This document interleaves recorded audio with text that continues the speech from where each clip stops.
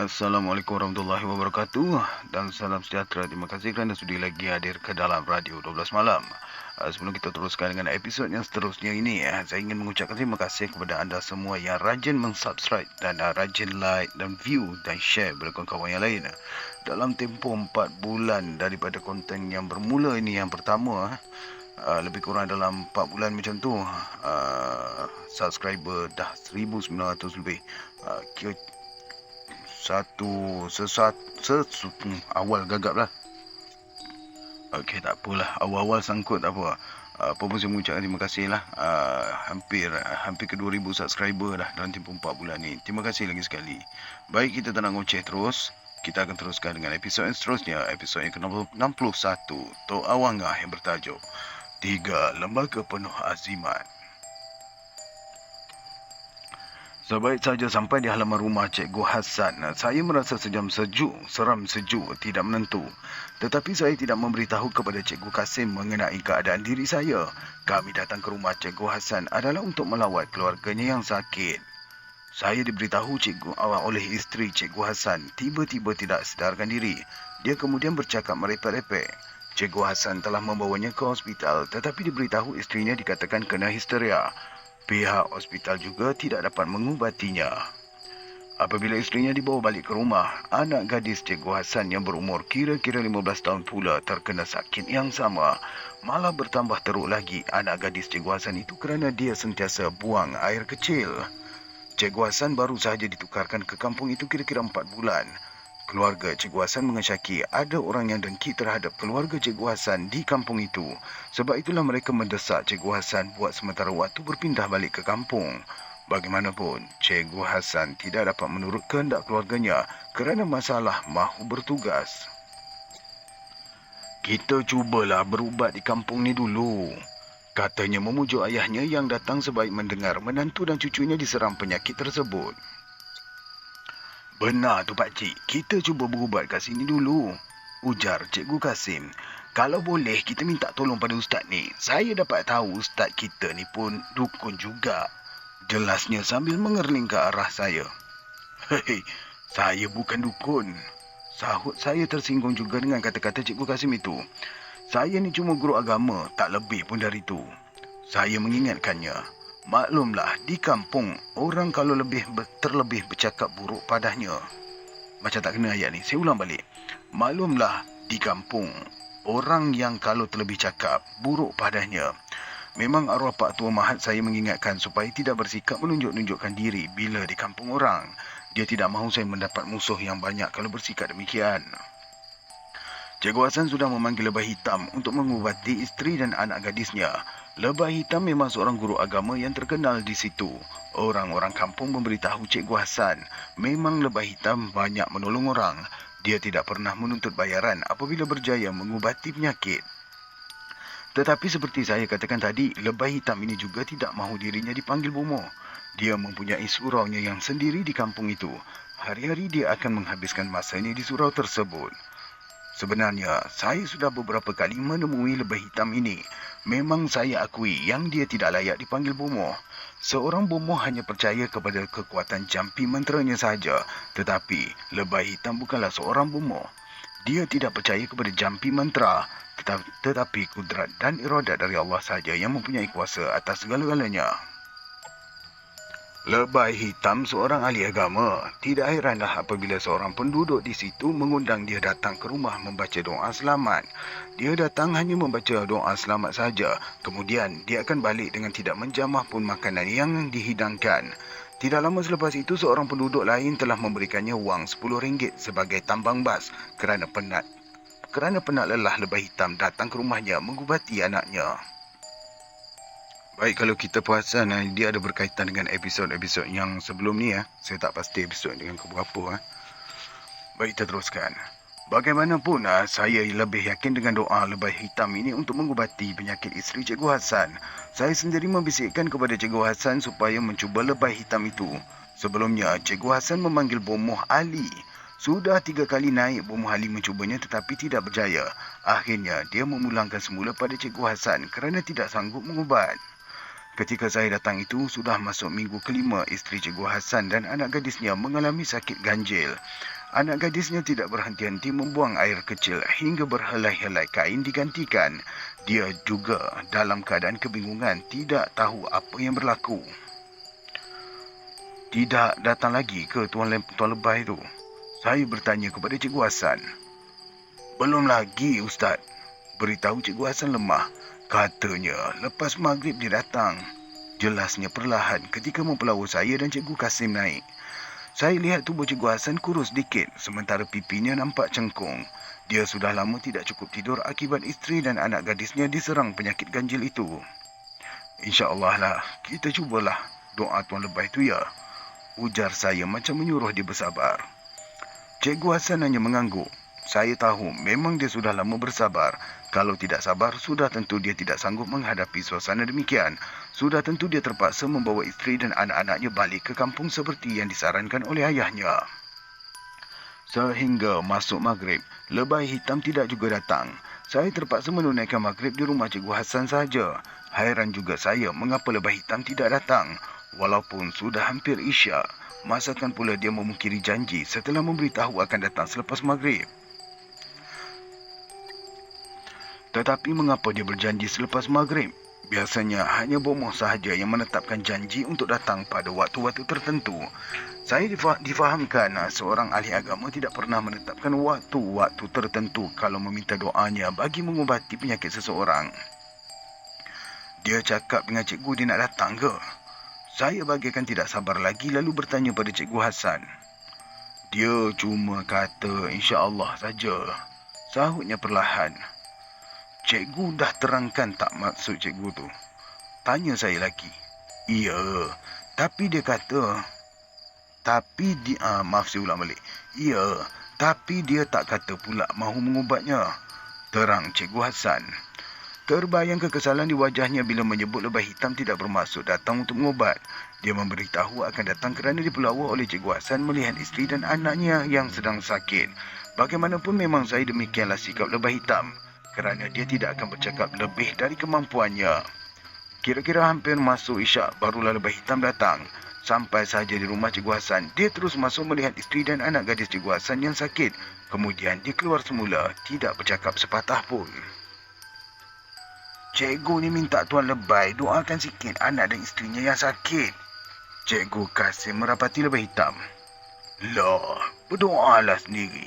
Doa sendiri lebih diterima Allah. Sahutnya keras. Bagi orang yang tidak mengenali lebah hitam ini memang nampak sikapnya kasar. Tetapi sebenarnya kekasaran itu hanyalah pada lahirnya sahaja. Inilah yang tidak difahami oleh mereka yang melihat dari segi lahiriah. Maksudnya begini Tuan. Saya cepat-cepat mencelah. Kalau dapat Tuan sama-sama mendoakan. Memang cikgu ni pun berdoalah. Tetapi minta Tuan sama-sama doakan agar isteri dan anaknya cepat sembuh. Ujar saya tersengih-sengih. Cepat atau lambat sembuhnya tu bukan kuasa kita. Lebah hitam berpaling kepada saya. Sehingga masuk maghrib, lebah hitam tidak juga datang. Saya terpaksa menunaikan maghrib di rumah Cikgu Hasan sahaja. Sekejap. Baik, saya minta maaf. Dekat sini perenggan ni dia terkopi dua kali. Mujur kita perasan. Kalau tidak, tadi kita akan habiskan masa berulang-ulang lagi. Baik, saya sambung. Memang sesiapa pun mula-mula bertemu dengan lebah hitam akan mudah tersinggung dengan kata-katanya. Bagaimanapun, dia tidak berminat mahu menyinggung sesiapa. Dia hanya bercakap mengikut pengetahuannya sahaja. Sebab itulah harus memahami akan pengetahuan yang hendak ditekankannya itu. Orang seperti lebah hitam ini melihat duniawi tidak sama seperti kita yang masih memerlukan duniawi. Dia lebih menyerahkan segala-galanya kepada urusan Allah. Manusia tidak akan dapat menyempurnakan segala sesuatu kalau tidak ada keizinannya, sekalipun berusaha bersungguh-sungguh. Sebab itulah pada mulanya Cikgu Hasan keberatan juga apabila saya mengusulkan kepadanya supaya memanggil lebah hitam.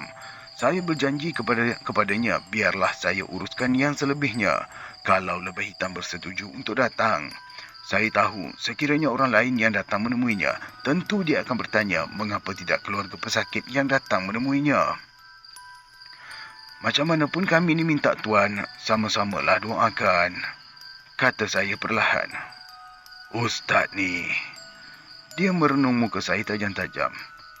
Ustaz ni lebih tinggi pengalaman dari saya. Patut doa ustaz lah didahulukan. Lebah hitam tersengih-sengih. Ini bukan perkara pengalaman. Ini perkara hendakkan doa Tuan. Itu saja. Cepat-cepat saya memotong cakapnya. Saya fikir sakit ni bencana sihir. Lebah hitam mula merendahkan suaranya. Kalau kita doakan, samalah macam menghalau dia. Tentulah dia pergi. Tapi dia akan datang lagi bila kita semua balik. Ujarnya sambil mendongak memerhatikan lampu. Walaupun dia bercakap menyebut perkataan doa, tetapi tidaklah sama dengan membaca doa tatkala kenduri atau majlis-majlis tertentu. Doa yang dimasukkan oleh lebah hitam itu ialah membacakan ayat-ayat tertentu dari Al-Quran yang sering digunakan oleh ulama-ulama terdahulu. Bagi mereka yang tidak memahami, menyangka bahawa doa yang dibacakan oleh lebah hitam itu samalah seperti jampi serapah saja. Tetapi sebenarnya adalah berbeza. Pembacaan jampi serapah adalah penuh konsentrasi yang ingin memusatkan perhatian kepada pesakit. Sedangkan doa dari ayat-ayat Al-Quran dengan penuh tawakal dan menyerahkan diri kepada Allah. Selepas berfikir sejenak, lebah hitam menepuk paha saya. Sekarang, kita mulakan. Ustaz pun sama-samalah. Kerana dalam perkara ni, Ustaz lebih berpengalaman dari saya. Dia terus masuk ke dalam. Beberapa orang kampung yang datang menziarah juga ikut sama masuk ke dalam di tengah induk rumah. Saya duduk di hujung kaki anak gadis Cikgu Hasan, sementara lebah hitam pula di kepala isteri Cikgu Hasan. Saya dengar lebah hitam membaca ayat dari surah Yasin dengan jelas, kemudian diikuti dengan bacaan ayat surah Kursi. Dia membaca dengan suara yang nyaring tetapi tidaklah begitu lantang. Selepas itu dia menyambung dengan As-Saffat. Ketika dia membaca ayat surah Kursi, saya melihat isteri Cikgu Hasan mengeliat-ngeliat seperti orang yang dalam kesakitan. Anak gadis Cikgu Hasan merengek-rengek lalu memaki lebah hitam. Bangsat kau orang tua. Anak gadis itu meludah. Tetapi lebah hitam tidak mempedulikannya. Dia terus membacakan ayat-ayat tersebut dengan tenang. Buat apa kau kacau aku, ha? Pekik anak gadis itu yang mahu melompat. Tetapi cepat-cepat ditangkap oleh Cikgu Hasan. Bila melihat anak gadis Cikgu Hasan sudah meronta-ronta, beberapa orang jiran yang lain pun menerpa ke arah isteri Cikgu Hasan. Mereka juga turut sama memegang dia supaya tidak meronta. Sekarang, lebah hitam meninggikan suaranya. Allah lebih berkuasa dari kamu. Kalau dengan ayat-ayat Allah kamu tidak boleh bertahan, lebih baik sekarang jangan kau ganggu keluarga ni. Dia memerhatikan isteri Cikgu Hasan meronta-ronta dipegang oleh jiran. Kau yang ganggu aku, bentak anak Cikgu Hasan. Setiap kali dia membentak, air kencingnya sentiasa mengalir keluar seperti tidak dapat disekat-sekat. Bagaimanapun menurut Cikgu Hasan, anak gadisnya itu tidak banyak minum. Inilah yang mengherankan dia. Dari manakah puncanya air kencing yang sentiasa mengalir itu? Kalau kamu degil, aku akan bacakan lagi ayat-ayat Allah. Lebah hitam mengingatkan. Kau jangan ganggu aku. Anak gadis itu memekik sekuat hati. Aku tak peduli. Aku mesti ganggu setan kerana setan tu musuh manusia. Sahut lebah hitam seolah-olah dia sedang berbicara dengan anak gadis Cikgu Hasan. Kalau dengan Adam pun kau tak mahu sujud, sudah tentulah dengan kami pun kau mahu tunjuk sombong. Tapi kau mesti tahu, ilmu manusia ilmu manusia ni tidak ada batasan. Tak macam ilmu setan yang dihadkan oleh Allah, kata lebah hitam memberi amaran. Pada zahirnya memang kelihatan lebah hitam berbicara dengan anak gadis Cikgu Hasan. Tetapi sebenarnya, jiwa anak gadis itu sudah dikuasai oleh sihir syaitan. Biasanya yang melakukan sihir syaitan ini adalah manusia sendiri yang mengamalkan ilmu-ilmu yang bertentangan dengan ajaran Islam. Ustaz, tiba-tiba lebah hitam berpaling ke arah saya. Inilah masa Ustaz pula.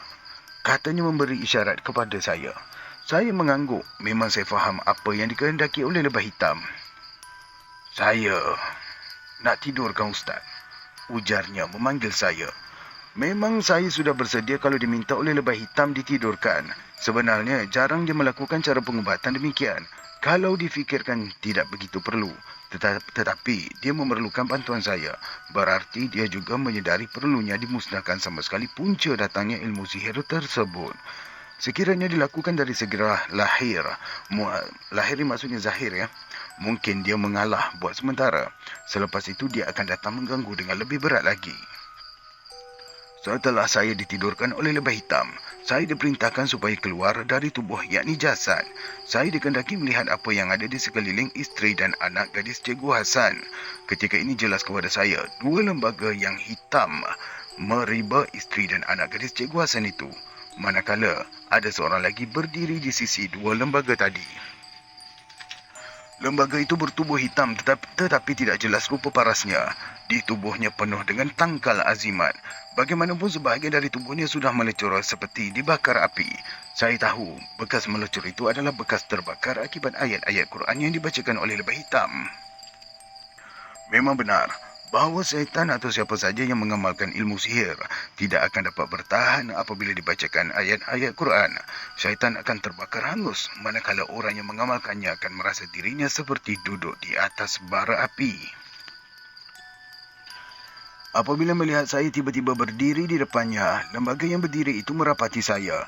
Tetapi setiap kali dia cuba mendekati, dia akan terpelanting bagaikan ditolak ribut kencang. Tercungak-cungak dia setiap kali terguling. Wah, tinggi ilmu awak ni, kata lembaga itu macam menyindir. Tapi awak jangan ingat boleh lawan kami. Awak tahu kami bertiga dah berumur 3,000 tahun. Dia ketawa berdekah-dekah. Awak pun janganlah lupa. Huwa awwalu wal akhiru wal zahiru wal batinu wa huwal samiul alim. Saya mengembuskan ke dadanya. Dia memekik kesakitan, tetapi dia memekik itu buat sementara sahaja. Selepas itu, dia berpura-pura seperti tidak mengalami apa-apa kesakitan. Awak ni nak pura-pura ya? Saya pula mengejek. Umur awak tu 3,000 tahun je. Tetapi ilmu Allah telah wujud. Sedia ada sejak segala yang baharu belum ada. Saya lihat muka dia dalam keadaan yang gelisah. Kenapa yang awak ganggu kami? Lembaga yang duduk memangku anak gadis Cikgu Hasan mendongak ke arah saya. Suaranya boleh difahami tetapi menggunakan bahasa Jawa kuno. Pula Jawa kuno. Tak apa, nanti saya ubahkan sikit-sikit ya. Sementara lembaga yang berdiri tadi bahasanya seakan-akan bahasa Siam. Sudah ada banyak dialog nak kena ubah dialek. Kita pelan-pelan ya. Sebab awak ni syaitan. Awak ni mengganggu keluarga Cikgu Hasan. Sahut saya keras. Kami ni tidak ganggu awak. Boleh ya macam tu. Kami ni tidak ganggu awak. Lembaga yang memangku isteri Cikgu Hasan pula mencelah. Saya ni tak peduli sama ada awak ganggu atau tak ganggu saya. Awak asal maaf ya Allah, diberbelit dah. Asal awak cuba ganggu orang yang tak bersalah, maka saya akan musnahkan awak. Saya mula menunjukkan kata-kata yang mengancam. Kami berjanji tak ganggu awak. Boleh buat no, bunyi macam Siam. Kami ni berjanji tak ganggu awak. Allah. Baik, itu terus. Lembaga yang berdiri itu memberi jaminan. Saya tak mahu berjanji dengan syaitan. Sebab syaitan ni tak boleh dilayan berjanji. Sekarang saya perintahkan awak tinggalkan tempat ni. Tinggalkan perempuan ni sama ada awak suka ataupun tidak. Suara saya semakin lantang. Kemudian saya nampak lembaga yang berdiri itu memuja-muja tangkal azimatnya. Dari tangkal azimatnya muncullah ular sebesar kepala unta mahu menerkam saya. Sekonyong-konyongnya saya mendengar lebah hitam berbisik ke telinga saya supaya membacakan ayat. La narjumannakum wa la yamassanakum minna azabun alim. 3 kali saya hembuskan ke arah ular sebesar kepala unta itu. Keluarlah anak-anak panah dengan api menyala seperti bukit yang menerjah kepada ular berkenaan.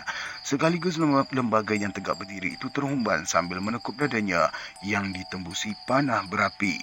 Dia memaki-maki meminta saya supaya tidak membacakan lagi ayat tersebut. Kalau awak tak tertahan dengan ayat Allah, awak mesti tinggalkan perempuan ni. Perintah saya. Lembaga-lembaga itu berundur sedikit.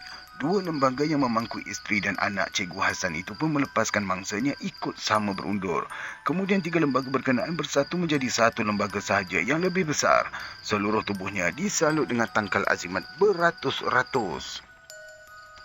Kami tahu ilmu awak tinggi.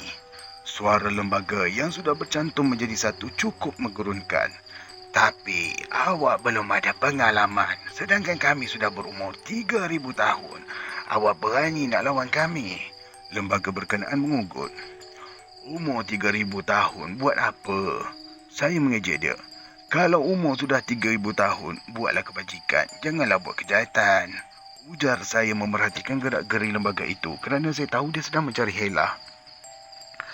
Awak jangan cuba melawan kami, serunya memberi amaran.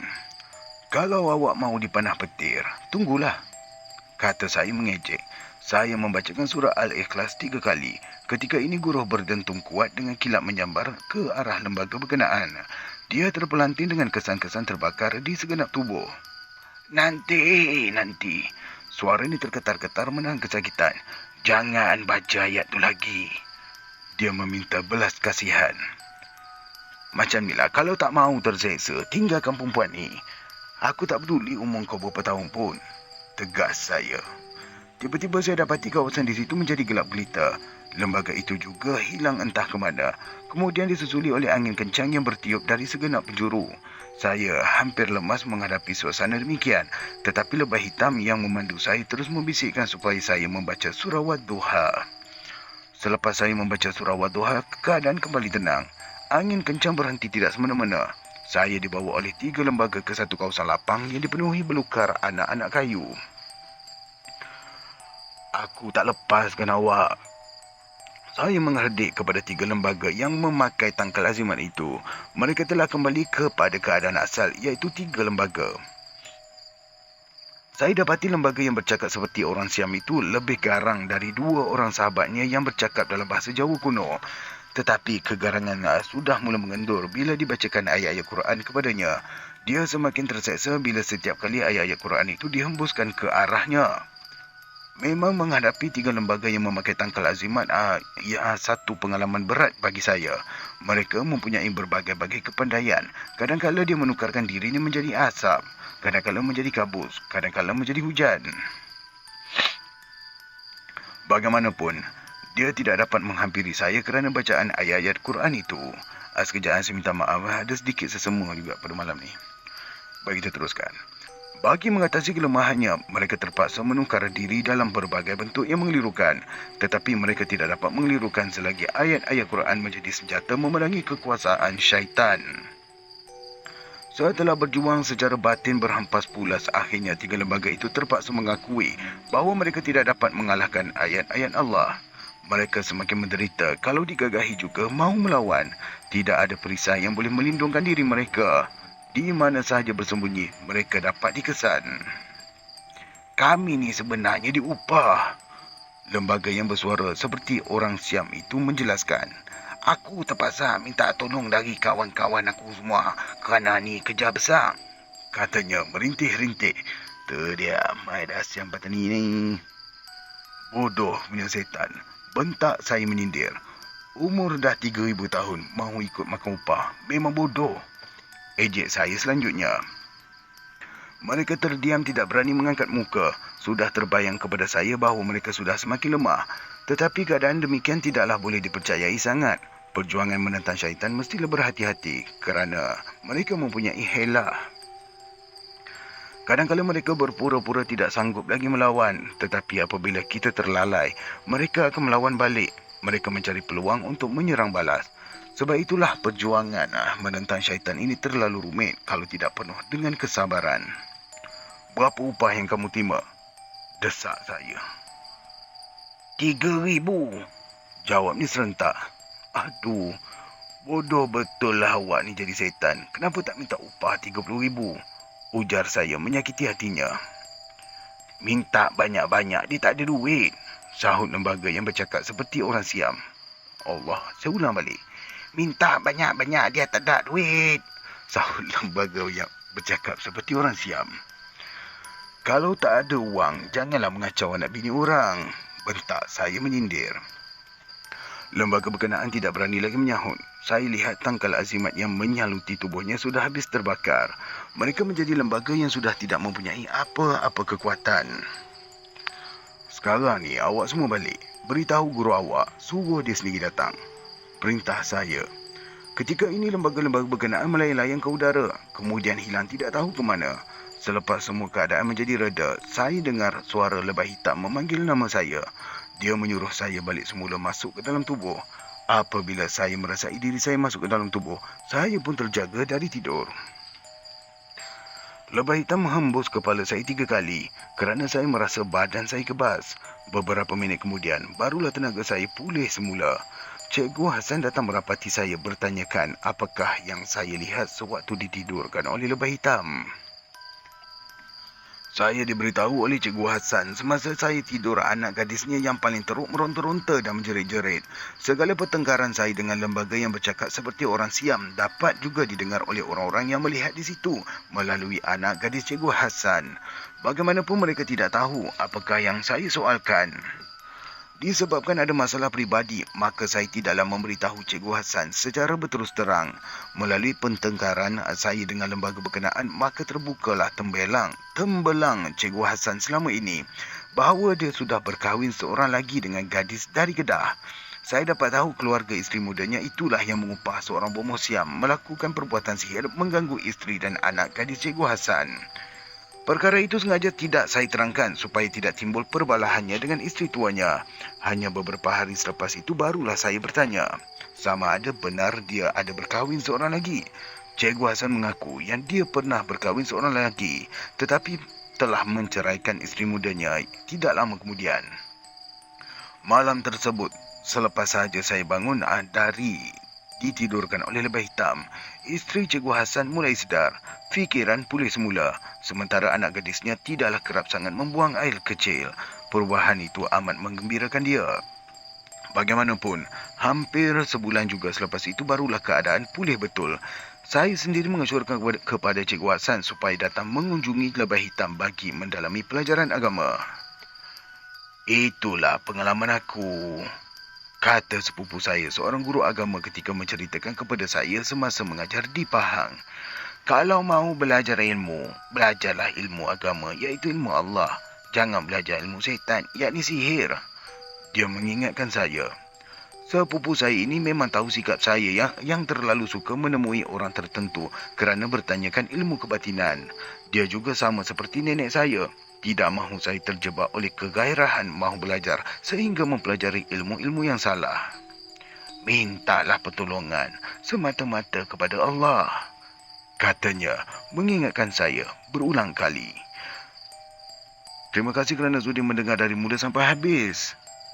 Tergagap malam ni terlalu banyak juga sebab sekarang ni saya rekod lebih kurang dalam jam 11, baru habis 11.41 minit malam. Dan saya akan terus render untuk diuploadkan. Minta maaf atas kelewatan. Kepada peminat-peminat cerita Taman Jalis, jangan lupa untuk tengok link di description. Di description kita ada buat playlist juga tentang Taman Jalis. Kita akan selang-selikan nanti ya. Baik, terima kasih lagi sekali. Assalamualaikum warahmatullahi wabarakatuh.